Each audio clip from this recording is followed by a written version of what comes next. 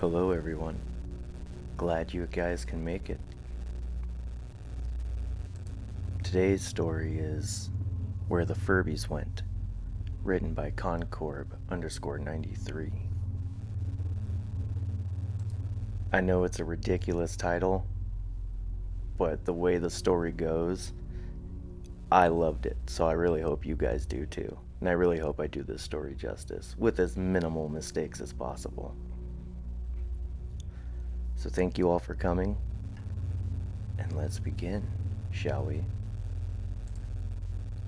Where the Furbies Went, written by Concorb_93. Do you guys remember Furbies? And no, I'm not talking about Furby babies, shell Furbies, or the many rebooted versions. I'm talking about classic Furbies. You know, the ones that seemed eerily lifelike and too capable at mimicking language? I think every 90s kid knows what I'm talking about. They were such a big thing, and everyone had one. Everyone wanted one. And then suddenly, they were gone. Did you ever wonder where they went? Well, I know the answer. When I was around 13, me and my friends were your cliché all-American group of losers. The kind of gang you'd imagine starring in films like The Goonies or Monster Squad. There was Benji, the spectacled kid, who was a member of chess club, science club, and also on the school's high flyer program. His antithesis was Alex, the resistant hard-ass who'd been smoking since the age of 10, who had a scar across his top lip and would have been voted most likely to be... first mistake. And would have most likely definitely been voted most likely to go to jail. And then there was Bev, our leader. A fearless tomboy forever clad in double denim. She was crowned with a head of wild fiery curls and had a flaming temper to match. Bev was certainly one to be wary of. I once saw her knock Billy Byers' front teeth out after he slapped her on the behind. Hence why she was crowned our fearless leader. If you're wondering where the stereotypical fat kid is in all of this, well, wonder no more. Yep, I was a bit of a porker back then, and the least likely to get a date to any and all school dances. Still, I had my friends, and that more than made up for it. Anyway, it was back in the 2000s, around that time when Furbies were taking off the shelves, and had been gone for some time. Of course, rumors were abound that the government were using them to listen to kids, or that a kid died whilst playing with one due to toxic materials. I must admit, at that point in time, me and my friends hadn't thought much about the strange furry animatronic creatures for ages. We could barely remember those whispered urban folk tales of governmental surveillance or murderous Furbies. No, our minds were elsewhere. We were too busy dreaming up adventures to entertain us during the summer, whilst everyone else was away at camp. One day, our daydreaming led us to deciding we were going to give Nancy Drew a run for her money and try our hand at investigating our local mystery. You see, there was this big house at the end of our street. It was a real creep show kind of hovel, dilapidated and empty of laughter and happiness. The kind of place things didn't just go bump in the night. They wailed and screamed at all hours. The playground ghost stories were to be believed. Rumor had it, the place was the final location of Adam Denbrough and Thomas Wright. They had been seen there before they had disappeared. They were a pair of local boys who went missing a couple years prior, and the myth was they were there visiting the girl who lived there. I've forgotten her name, and even what she looked like, because she rarely came out of the house and was a lot older than us at the time. The whole family were odd, come to think about it, and moved shortly after the investigation into them was closed. Well, I say moved, more like a moonlit flip, because no one recalls seeing them leave or hearing any moving vans railing away. Not that I could blame them for their hasty retreat.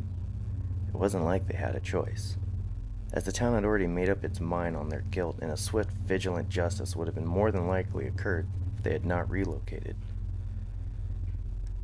I'm getting away from the tale, I know.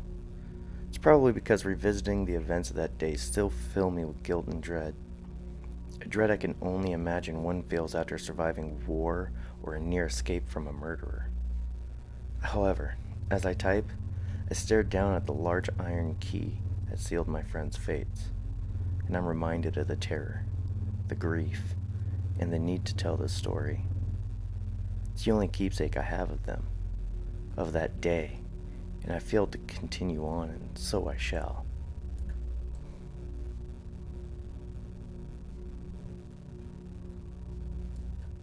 Scorching rays beat down upon us. It was your perfect Californian summer, and we were together, as we always were back then. Yet rather than cool off in an ice cream parlor or at the pool, me and my friends chose to visit our local haunted house. I remember us, clear as day, sweltering in the summer haze, as we stood outside the creaking old Gothic manor house, daring each other to go first. Its looming presence hung over us like a circling vulture, and even its mere appearance sucked all the childish courage from my heart. That big old eyesore was truly spooky, and it stood out different from all the other buildings near it.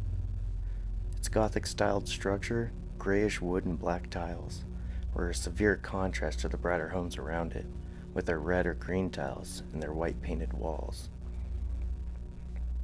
I remember even Alex was apprehensive to step over the threshold.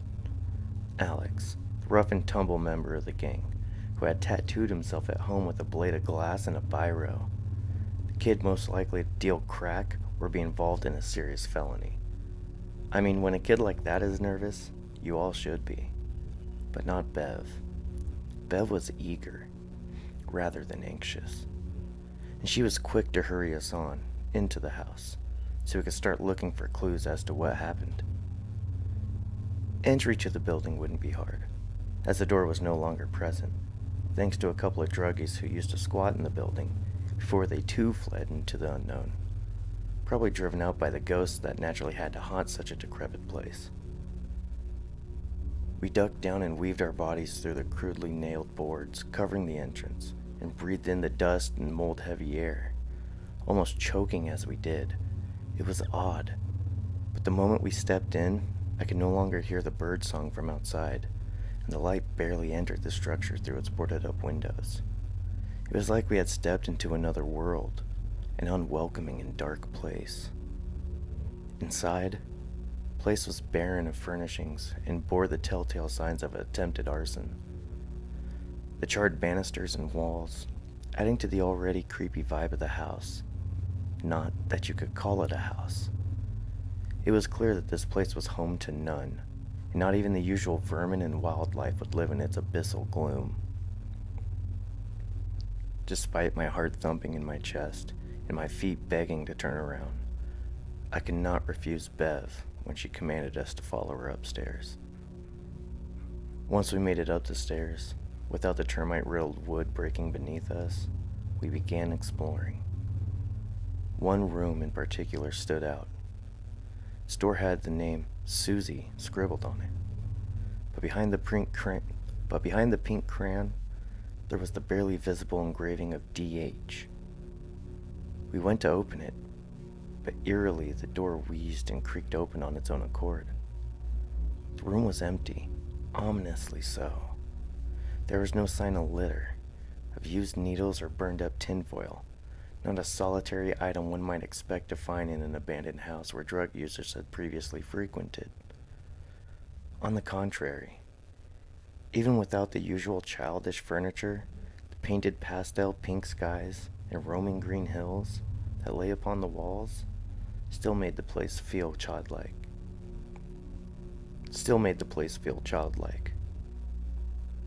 Then we saw it. It was the strangest thing. At the far end of the room, in the center of the built-in closet, was a small door. I'm not talking about the closet doors. Those seem to have been removed. What I mean is that inside the closet itself, built into the wall, was a small dark wood door with old iron rivets and a big heavy key still wedged in within its keyhole. Above the door, scribbled onto the black surface in crayon, was a phrase, "Where the Furbies went." That's what the phrase said, "Where the Furbies went." What an odd thing to write, I thought. and I couldn't contain my confusion. Is this a joke? I laughed. What's a Furby? Alex spat. Were you ever a child, Alex, or did you come out of the womb a full-formed angsty youth? Bev taunted. They were these furry gremlin things with bird beaks that spoke. Kind of strange now that I think about it, I told him. And biologically impossible. I mean, their tiny limbs could never support the weight of their body. And what exactly was their diet? Because insects and highest placed fruit were off the cards, Benji was quick to add. I don't think you're meant to think that deeply into it, I told Benji, laughing a little at his serious nature. Eagerly, Bev marched over to the door, each of her stomps sending clouds of dust up into the air. What are you doing? I asked, my voice showing my nervousness. I'm having a look, she assured me, in a tone totally carefree and lacking any kind of restraint or apprehension. No, what if there's spiders in there, or the bodies of those two kids? I don't want to see that, I cried out, my words sharp and swift, so much so that they seemed to halt Bev's hand from approaching the door any further. However, that momentary pause lasted for only a second or two, a blimp of confidence from our fearless leader, and then she regained her curiosity and confidence. And what if there's a treasure trove of vintage Furbies we could all sell and make a bomb on? Bev smirked. However, as she went to turn the key, she found the door was already unlocked, and just the mere touch of her hand caused it to squeak open. Instead of seeing a secret stash of Furby toys or a web-filled wall cavity, what lay before us was the impossible. A low-bearing, yet wide circular tunnel spanned out before our eyes, the passageway being just big enough for small things like children or teens like ourselves to crawl through. It wasn't necessarily a frightening corridor. On the contrary, it was made up of numerous colorful bricks, and the twinkling candles within begged us to travel into its deep unknown. It looks like it goes on forever, Bev exclaimed, her tones already simmering with excitement. That is highly unlikely. It has to be an optical illusion or something. There's no extension or attachment to this side of the house that for a tunnel to lead into. By all sense of logic, we should be seeing the in-between of the walls or the exterior of the house, Benji rationalized, but his words did not bring the laws of reality and physics back to their normal constant. The tunnel remained, and so did the fact that despite it being impossible, it was there. Regardless of logic, it's here. We're looking at it, Alex stated. Maybe it's magic, Bev gleefully suggested. Ridiculous, Benji scoffed. No, what if she's right? What if we found like a portal or something? Alex interjected. A portal? Alex, you watched too much Goosebumps as a kid, I joked, hoping that if I sided with Benji's logic that we wouldn't have to enter that tunnel and find out where it went. I think we should give it a look, Bev said. Not that she gave us much choice in the matter, for as soon as her words left her limbs, she climbed inside. She was always the bravest of us, and since she was our leader, we followed in her wake. We crawled on our bellies through the dusty stone passage, finding passing in the countless tiny candles that never flickered or waned, even as we shuffled past. There were odd things, too. Objects abandoned in the tunnel, like Walkmans, retainers, and even a slinky or two. But there were no Furbies. Then we made it to the end, and fell into an even grander impossibility, which left Benji speechless and doubting all he'd ever known. For we found ourselves stood on the precipice of a great corridor, in a part of a larger complex structure, like a temple or something, other monolithic construct of carven stone. Due to the ceiling being high enough for us to stand upright, we pressed on, with Bev walking a pace or two ahead of us, her feet quickened by her reckless enthusiasm. Traveling down the spiraling structure, Traveling down the spiraling structure, we passed countless child-sized tunnels, each of which led up to small doors, just like the one we had passed through. Looking up a few of these tunnels, we saw each door and passage was different to our own and each other. Some of the doors within were painted, others varnished or left bare. Some were even medieval looking, but all of them were shut.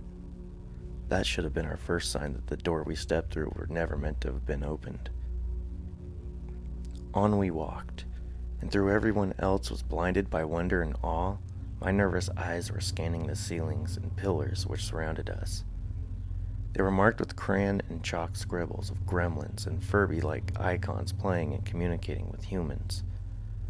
There was images of kids climbing through small doors and falling into mouths of monsters. Why I didn't stop us then and just turn around, I do not know. Perhaps I was worried they'd think I was scared, a coward. I did voice some apprehension, suggesting we just go back and tell someone what we found. But the others laughed at me and pointed out no one would believe us. So down we descended, deeper in the grim dark and the unknown, until our steps led us to a very dimly lit circular nexus. Its stone floor bore the mosaic silhouette of a Furby at its center. And though all else was dark around us, we could see clusters of the strange furry animatronic toys and piles of stuff littering the room. I told you, gold mine. Come on, grab some of the more colorful ones, Bev clapped. Alex picked up one of the more vibrant ones. It had turquoise fur covering most of its body, with a large oval-shaped patch of yellow on its belly. It was a very colorful one. Bev would be pleased, I thought. Alright, don't laugh. I'm going to try a Furby impersonation. You! The Furby said as its eyes blinked open. It didn't startle us at first. I mean, speaking gobbledygook is sort of what the toys were known for. So we continued on, sieving through the clusters. But I had no luck at first, for in the dark was only able to find an Adidas sneakers, a baseball mitten, and a blue cap. Strange debris, I thought. Then again, the place we found ourselves in was hardly normal in itself. This is weird. This thing feels warm. Is that supposed to happen? Alex laughed as he raised the Furby up to inspect it. Te do? The multicolored Furby spoke, in its odd language. What's it saying? Alex sniggered. I said, are you hungry? The Furby responded in a disturbing human voice, causing Alex to drop the item in shock. You can't understand me? That's what they're programmed to do, genius. God, did you really never have a Furby? Bev remarked as she rolled her eyes in judgment. Listen, I had a rough life. I wasn't playing with action men or Furbies, Alex snapped back. We're not programmed, a black-furred Furby spoke, as it slowly bounced out of the darkness and into the center of the room. Sorry? Bev stuttered, her fearlessness now being visibly shook by a growing anxiety. I said, we are not programmed. We are alive, the small creature remarked with its scarlet eyes shining like laser pointers in the gloom. You're real? You're not toys? I questioned, but my words came out wobbling.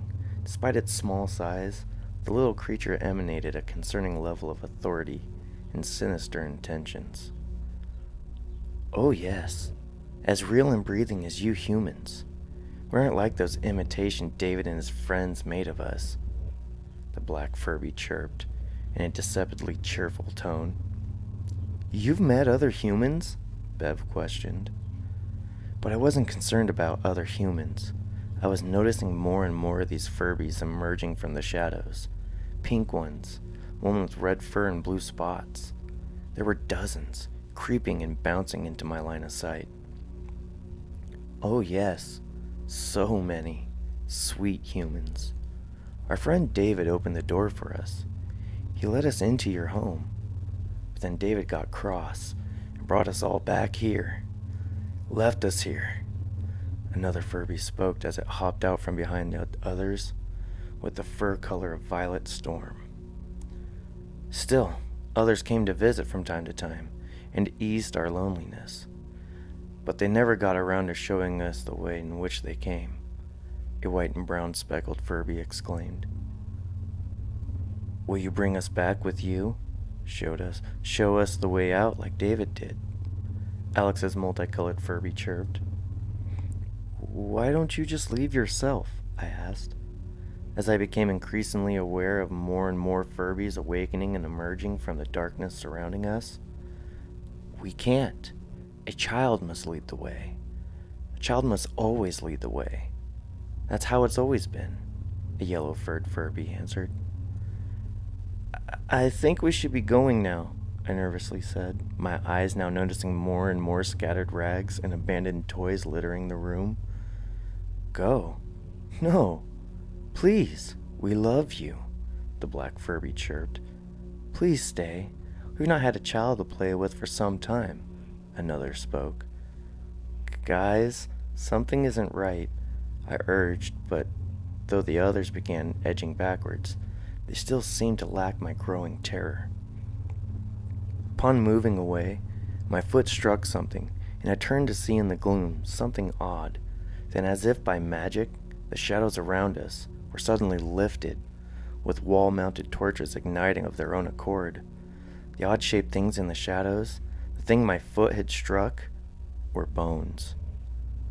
Some the size of kids, others big enough to be adults, and amongst the unburied remains were items. Human tokens belonging to the victims. Yo-yos, teddies, and all manner of toys were scattered amongst the remnants. My heart sank into an abyss of cold terror upon realizing that we were not only in a graveyard. We were in a larder, and it was feeding time. We've never been so lonely and so very hungry, the black Furby grinned, his beaked mouth receding deep into his furry face as it was replaced by a wide ear-to-ear grin crammed full of calcified needles. Leaping through the air with ferocious speeds, the diminutive, fluffy ball latched onto Alex's arm, and we all let out a collective scream. Get it off of me! Alex yelled, slamming the furry fiend into the stone wall near to him, knocking him loose. Then with a kick, he sent the malevolent thing hurtling back into the center. All of the Furbies twitched and convulsed, transforming their features into gaping maws with bulging, swollen gums carved into toothpick fangs and great tusks. I think it was safe to say that this answered Benji's questions about what and how a Furbies ate. Run! I shouted, and the four of us clambered up the piles of bones and back up the stairs, but behind us the Furbies continued to change. Stretching into long serpentine bodies, distorted and disproportionate, they morphed into eldritch terrors from beyond imagining. Hands and feet exploded, becoming giant spinally insectoid legs, and thrashing furry tendrils burst out in every inch of them. We scrambled up to the only exit we knew existed, but Benji slipped, and by the time he let out a cry for help, it was already too late. He was gone, dragged back by tentacle-like tongues covered in chomping mouths with multicolored eyes. His limbs came apart like torn taffy and disappeared into undulating swarms of candy-colored fur. The next to go was Alex. 1 minute he was beside us. The next he was on the end of a sharp-pointed turquoise limb. He reached out for us as he was hoisted up through the air, kicking and screaming, his wheezing voice crying out for us. We reached out for his bloody hand, but he was pulled back into the now gigantic jaws of the multicolored Furby who bit him in two, spilling geysers of red in all directions and causing both Bev and myself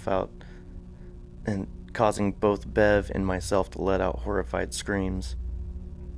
On we ran, but my feet and my hope faltered. I felt like giving up. What hope did my fat asthmatic self stand? in the face of such unstoppable hunger. I would have fell to my knees and surrendered to fate, but Bev got me through it.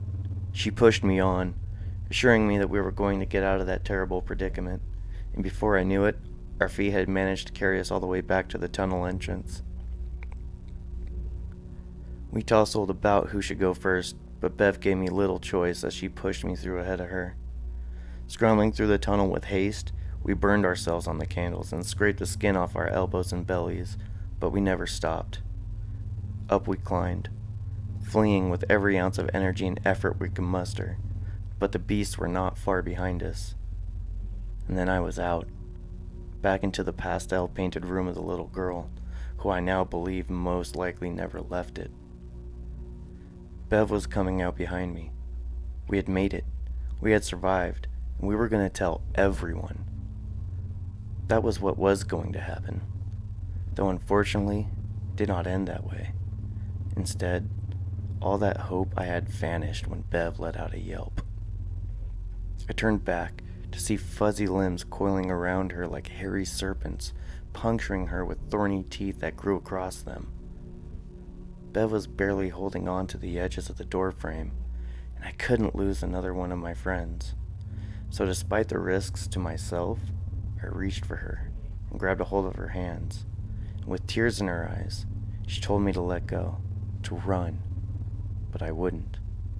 And when I didn't, when I couldn't do what she asked, Bev yanked herself free of my grip and knocked me back as she disappeared into the dim and the dark.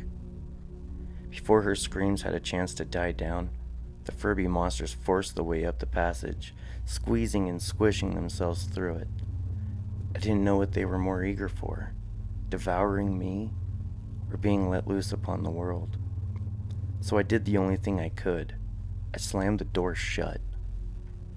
Upon doing so, however, the key flew out of its lock, and I was forced to prop myself up against it, to keep them from breaking through. Relentlessly, the beast began pounding on the door, desperate to be free, begging me and promising me all manner of rewards if I let them in. I tried to ignore them, but I was losing my hold over the door. I knew if I didn't lock it, they'd soon break through. With chirping voices begging me to stay, the small wooden frame shaking behind me, threatening to break at any moment. I stretched my foot towards the key, just managed to drag it close enough for me to grab it. Then, using a swiftness I never knew I had, I grabbed it from the floorboards and rammed it into the keyhole, turning it and locking the door shut. Thump, thump, thump, the door rattled, but this time I could see it would hold.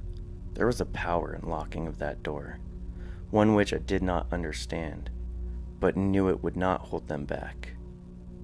But knew it would hold them back. Come on, let us in. We only want to play, a voice chimed, but the childish voice was followed by a swarming giggling. Shut up, I snapped back, barely being able to contain my tears. If you let us in, we'll spare your friends. They're still alive over here. Don't you want to save them? Another voice hissed and sniggered, but I knew it was a lie. You're lying, I shouted back at the door. Let us out, or we will rip the skin from your screaming face and drink the marrow from your still living bones. A deeper and more malevolent voice snarled before breaking into childish laughter once more.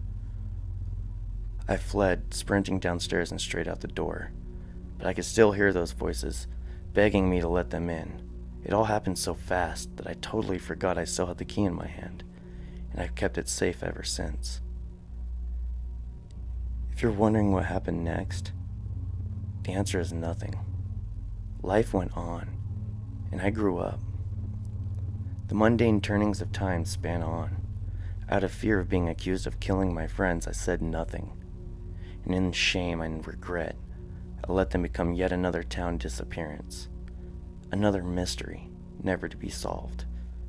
For that, I have never forgiven myself, and I wouldn't blame anyone for thinking badly of me for choosing to remain quiet. Who would believe me, though? I doubt even you reading this will. Still, I had to do something.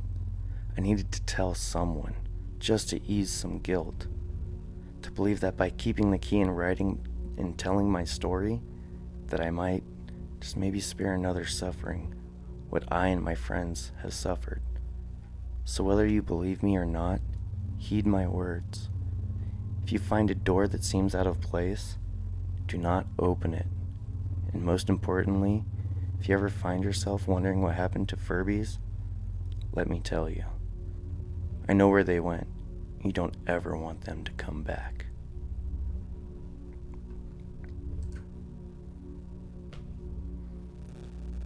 And that was where the Furbies went.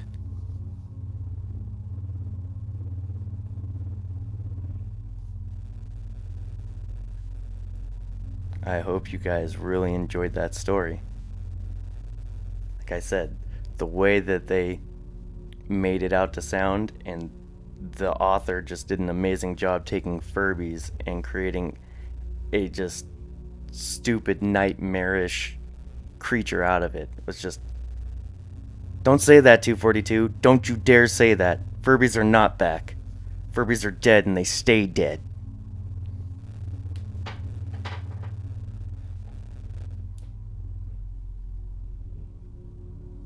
Alright, friends, I'm so happy you guys joined. I'm going to part you, and I hope you all have a great day. Love you all. Goodbye.